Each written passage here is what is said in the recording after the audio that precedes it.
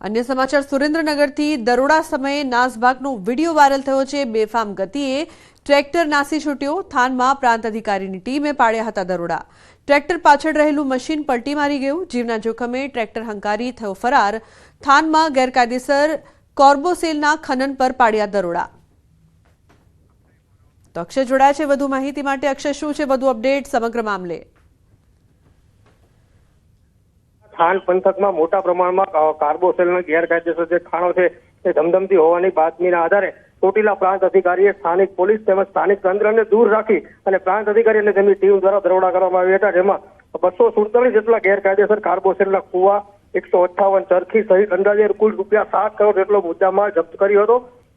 અને દરોડા દરમિયાન મોટા પ્રમાણમાં અંદાજે 3000 ટનથી વધુ કાર્બોસેલ સહિતનો મુદ્દામાલ જપ્ત કરવામાં આવ્યો છે। એમાં 6 જે મજૂરો જીવના જોખમે કામ કરતા હતા તેમને પણ રેસ્ક્યુ કરવામાં આવ્યા છે। આ સમગ્ર મામલે હાલ પ્રાંત અધિકારી દ્વારા આગળની કાર્યવાહી છે હાથ ધરવામાં આવી છે। જી લુબના। બિલકુલ અક્ષય, આભાર સમગ્ર માહિતી બદલ। તો આગળની કાર્યવાહી છે તે હાથ ધરવામાં આવી છે।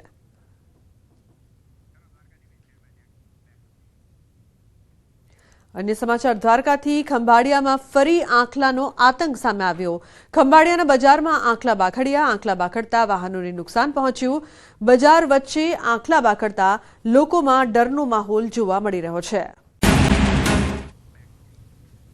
गुजरातना दरेक वालीओ माटे खूब ज महत्वना समाचार। दरेक वालीओए पोताना बाळकोनुं राखवुं पड़शे ध्यान। अमरेलीमां हचमचावी नाखती घटना अंगे खुलासा। बाळकोए हाथ पगमां मारेला कापा अंगे खुलासा। 8 दिवस जूनी घटना अंगे आज थयो छे खुलासो। बाळकोए ऑनलाइन गेम जोईने कापा मार्या हता। न्यूज 18 गुजराती पर राज्य शिक्षण मंत्रीनो खुलासो। प्रफुल्ल पानसेरियाए કહ્યું, गेम जोईने बाळकोનું કૃત્ય। 40 વિદ્યાર્થીઓએ हाथ पर ब्लेडथी कापा मार्या हता। प्राथमिक शाळाना 40 बाळकोए हाथ पर कापा मार्या हता। बगसराना मुंजियासर गामनी शाळानो आ बनाव छे। बाळकोए जाते ज हाथ पर कापा मार्यानो आक्षेप। बाळकोनी हरकतथी वालीओमां पण दौड़धाम मची छे। बाळकोए आ वात पोताना वालीओथी पण छुपावी। मुंजियासर सरपंचे शाळाना आचार्यने जाण करी हती। 8 दिवस सुधी बाळकोए आ वात छुपावी हती। धोरण 5 થી 7 ના 40 વિદ્યાર્થીઓએ હાથ પગ પર કાપા માર્યા હતા। ઓનલાઈન ગેમ જોઈને બાળકોએ હાથ પગ પર કાપા માર્યા હતા। સોશિયલ મીડિયાનું દૂષણ નાના ભૂલકાઓ બની રહ્યા છે ભોગ। તો સોશિયલ મીડિયાનું દૂષણ જીવલેણ ગેમથી બચાવો બાળકોને, તે મોટો સવાલ। ન્યૂઝ 18 ગુજરાતી મુંજિયાસરના સરપંચનું નિવેદન સામે આવ્યું। અમને 2 દિવસ પહેલા ઘટનાની જાણ થઈ હતી। બાળકો હકીકત છુપાવી રહ્યા હતા। શિક્ષકોએ ધનુરના ઇન્જેક્શન પણ ન અપાવ્યા। આવી ઘટનામાં કાયદેસરની કાર્યવાહી થવી જોઈએ। શિક્ષકો દોષનો ટોપલો બાળકો પર નાખી રહ્યા છે। શિક્ષકોએ બાળકોની સારવાર કેમ ન કરાવી તે પણ સરપંચ કહી રહ્યા છે। ગામના સરપંચે આ ઘટના પર અનેક સવાલો પણ ઉઠાવ્યા છે। તો બાળકો જાતે કાપા ન મારી શકે। મેં જિલ્લા શિક્ષણ વિભાગ અને પોલીસને જાણ કરી। જવાબદાર વ્યક્તિએ ફરિયાદ કરવાની હોય। બાળકો ગેમ રમતા હતા એવું નથી જાણવા મળ્યું તેવું પણ સરપંચ કહી રહ્યા છે। બાળકો શાળામાં ગેમ રમતા હતા તો કોની જવાબદારી? બાળકોએ અમને ગેમ રમ્યા તેવી વાત નથી કરી। બાળકોને ઘરે ના કહેવા માટે ત્રાસ અપાયો। શિક્ષકો ઘરે ના કહેવા માટે ત્રાસ આપી રહ્યા હતા તેવું પણ સરપંચ કહી રહ્યા છે। આ બનાવ અંગે કેટલાક સવાલો ઉભા થઈ રહ્યા છે। આખરે નાના ગામમાં ધોરણ 5 થી 7 ના બાળકો પાસે આવી જીવલેણ રમતો કેવી રીતે પહોંચી શકે? આખરે બાળકો સોશિયલ મીડિયા પર રમાતી આવી જીવલેણ ગેમ્સ અંગે વાલીઓને કે પછી શિક્ષકોને કેમ જાણ ન થઈ તે એક મોટો સવાલ અહીં ઉપસ્થિત થઈ રહ્યો છે। ન્યૂઝ 18 ગુજરાતી પણ આ સવાલ ઉપસ્થિત કરી રહ્યો છે। આખરે પ્રાથમિક સ્કૂલમાં બનેલા બનાવ અંગે સ્કૂલના શિક્ષકોને પણ કેમ જાણકારી નથી મળી? આખરે ધોરણ 5 થી 7 ના આ નાના ભૂલકાઓ પાસે મોબાઈલ કેવી રીતે પહોંચ્યો? અને જો પહોંચ્યો પણ તો પછી વાલીઓએ તેમની હરકતોથી અજાણ કઈ રીતે રહ્યા? સૌથી મોટો સવાલ એ થાય છે કે બાળકો પેન્સિલની અણી કાઢવાના સંચાની બ્લેડ કે અન્ય બ્લેડથી પોતાના જ હાથ અને પગ પર આ રીતે ઘા માર્યા હતા। આ બ્લેડ ધાતુની હોય છે। સામાન્ય રીતે ધાતુનો ઘા વાગે પછી ધનુરના ઇન્જેક્શન લેવામાં આવતા હોય છે। 8 દિવસ વીત્યા છતાં બાળકોને કોઈ સારવાર ન અપાઈ તે પણ એક મોટો સવાલ છે। તો અનેક સવાલ અહીં ઉપસ્થિત થઈ રહ્યા છે। જે પ્રકારની વાત થઈ રહી છે, જે પ્રકારની ચર્ચાઓ થઈ રહી છે, પરંતુ સાચું કારણ શું છે તે તપાસ બાદ જ સામે આવશે। પરંતુ દરેક વાલીઓ માટે આ લાલ બત્તી સમાન કિસ્સો છે જે સામે આવી રહ્યો છે। હચમચાવી નાખે તેવો આ બનાવ, કારણ કે નાના નાના બાળકો છે, ધોરણ 5 થી 7 માં ભણતા આ બાળકો છે અને પોતાના હાથ અને પગ પર તે કાપા મારે, બ્લેડના ઘા કરે તેવું કઈ રીતે બની શકે?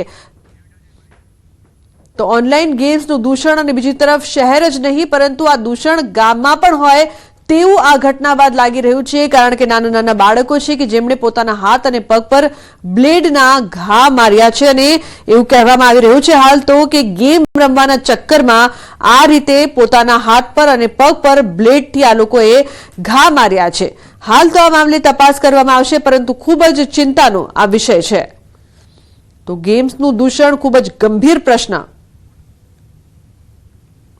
શિક્ષણ માટે અને દરેક શાળા સરકારી હોય કે પ્રાઇવેટ હોય આપણા માટે આ રેડ સિગ્નલ છે અને આપણા માટે આ ડેન્જરસ વાત છે. ત્યારે આદરણીય મુખ્યમંત્રી ભૂપેન્દ્રભાઈ પટેલ સાહેબ 4 મહિનાથી આ બાબતમાં ગંભીરતા લઈ રહ્યા છે અને સોશિયલ મીડિયા અને આવી ગેમો પર આપણે શું કરી શકીએ એની ખૂબ તજજ્ઞો સાથેની મિટિંગો કરીને આપણે એની ચોક્કસ ગાઈડલાઇન્સ પણ નક્કી કરવાના છે. ત્યારે આપણે સૌ સાથે મળીને બાળકના કુમળા માનસ પર જ્યારે આવી ડેન્જરસ આવી ક્રૂરતાની પોતાના શરીર ઉપર જ્યારે પેલું કરતા હોય નાના બાળકો તો એ શું કહેવાય એક હિંસાત્મક વાત છે.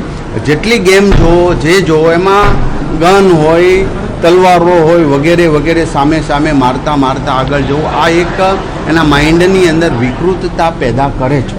ત્યારે એની તપાસ થઈ ચૂકી. 8 દિવસ પહેલાંનો આ પ્રાથમિક શાળાનો બનાવ છે. મને પ્રાથમિક બેઝ પર મળ્યું 40 બાળકો નથી પણ 10 થી 12 બાળકો છે. છતાં મેં તમામ રિપોર્ટ આજ સાંજ સુધીમાં ફરી વખત ત્યાં જઈ મને મંગાવવાનો સૂચના આપી છે. પરંતુ આજે સોશિયલ મીડિયા અને વિકૃત ગેમ વાલીઓ જ્યારે બાળકોને ફોન આપે છે લે છે તો એના ઉપર બધાએ સાથે મળીને કંટ્રોલ કરવાની અત્યારે જરૂર છે. આ એક નાના બનાવો છે. આત્મહત્યા કરવી, ધાબાઓ પરથી કૂદી જવું, પંખે લટકી અને ચેલેન્જ આપી, આવા અનેક દુનિયાની અંદર ભારતમાં નહીં દુનિયાની અંદર બાળકના માનસિકતા પર આવી અસર થઈ છે. ત્યારે આપણે સૌ મીડિયા પણ સરસ રીતે એમનું પોઝિટિવ વાત મૂકીને લોકો સુધી જાગૃત અને આ વાતે પણ આજે મને ઘણી બધી બાબતો નેગેટિવ બાબતોની જાણ કે આવી નુકસાનની જાણ મને મીડિયાઓએ જ કરી છે. એ બદલ હું એમનો આભાર વ્યક્ત કરું છું. અને આજે સાંજ સુધીમાં મૂળ એનું શું હતું કઈ રીતનું હતું એટલા માટે સજા કે પેલું કે વાંક એ જવા દઈએ આપણે, પરંતુ આ એક સ્ટડી કેસ કરીશું. બીજી શાળામાં આવું ન બને એ હેતુસર અમે પ્રયાસ કરીશું. સર, પ્રશ્ન એ છે કે પ્રાથમિક શાળાના બાળકો પાસે સ્કૂલની અંદર મોબાઈલ આવ્યા કેવી? એ જ કહું છું એની ગાઈડલાઇન્સ અને એની આખી એસઓપી અમે બનાવી રહ્યા માનનીય મુખ્યમંત્રી શ્રીના માર્ગદર્શન છે અને અમે એ પ્રમાણનું હવે કંઈક ક્ષતિ હશે તો ચોક્કસ પ્રકારે અમે નિયમો લાવીશું. એક વાત એવી પણ આવી છે કે શિક્ષકોના ધ્યાનમાં આવ્યું એટલે શિક્ષકોએ બાળકોને નહીં, ટીપીઓ ત્યાં ગયા, વાલીઓને બોલાવ્યા. એ રિપોર્ટ્સ હું સાંજ સુધીમાં મીડિયા સામે શેર કરીશ. જિલ્લા શિક્ષણાધિકારીનું કહેવું છે કે આ સામાન્ય ઘટના છે અને ગ્રામીણોનું કહેવું છે કે સ્કૂલે આ ઘટના દબાઈ રાખી અમને નહોતું કીધું. આ સામાન્ય ઘટના એક નાનો સરકો છે. સામાન્યમાંથી બહુ મોટી ઘટના બની શકે. સામાન્ય એક ઉદ્ભવ વિકૃતતાનો સામાન્યમાં હું સામાન્ય નથી ગણતો, પરંતુ એમને આપણે બીજી સ્કૂલમાં કે બીજા વિદ્યાર્થીઓ આવું ન કરે એ દિશામાં આપણે જઈશું. આ કેસને સ્ટડી કરીશું. એ સ્ટડી કર્યા પછી આપણે બીજી સ્કૂલને ગાઈડલાઇન્સ આપીશું. છેલ્લો સવાલ એ છે કે ઉપસરપંચ એવું કહી રહ્યા છે કે ગઈકાલે અમે અરજી આપી ત્યારે જ મામલો શાંત આવ્યો, ત્યાં સુધી શિક્ષકોએ શાળાના જે સંચાલકો શાળાના ની અંદર અમારા તાલુકાના મુખ્ય શિક્ષણ અધિકારી ત્યાં ગયા હતા. એમને મિટિંગ કરી હતી અને વાલીઓને બોલાવીને શિક્ષકોએ બાળકને ઠપકો એટલા માટે ને એવો નહીં કંઈક બીજું કરે ડરતા હતા તો એમણે વાલીઓને આ રીતની વાત કરી હતી.